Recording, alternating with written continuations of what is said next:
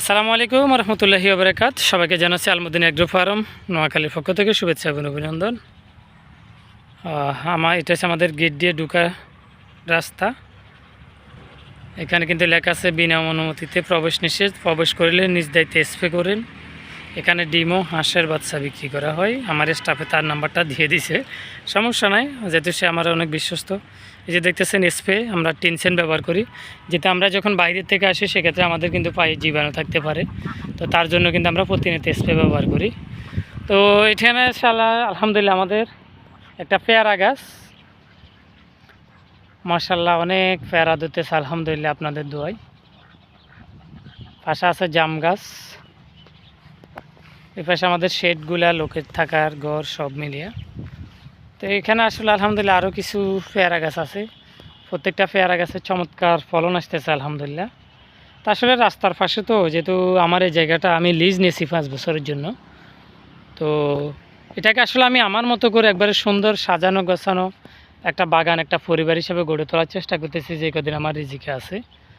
তো জানি না আসলে এখানে কতদিন থাকতে পারি, কতদিন আমার রিজিকে আছে, আল্লাহ তাআলার মেহেরবানি এবং আপনাদের দোয়াই। যে এটা কিন্তু পেয়ারা গাছ, এগুলোকে আমি যত্ন করতেছি, অর্থাৎ সার দিতেছি, যেহেতু এটা একটা সময় অনাবাদ হিসাবে পড়েছিল, এখানে কিছু হতো না। তো সেখান থেকে আমি এদেরকে সুন্দর করে গড়ে তোলার চেষ্টা করতেছি।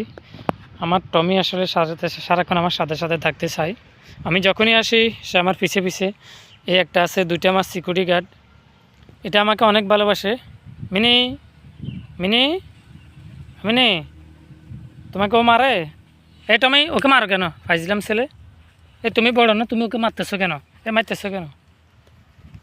তো এই দুষ্টটার মুখ তো অনেক বড়, আমার কুকুরটার অনেক বড় মুখ, বাঘের মতো আসলে। যাই ফাই তাই খাই, মোটামুটি তার কাছে নিষেধ নাই।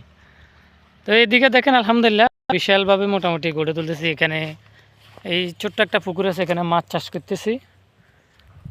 এখানে কিছু সুন্দর কিছু বেশ কয়েকটা বাসমান আপনার মিশ্র প্রজাতির মাছ দিয়েছি আলহামদুলিল্লাহ।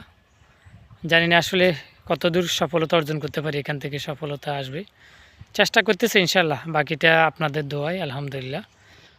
তো এখানে আসলে কিছু আছে আপনার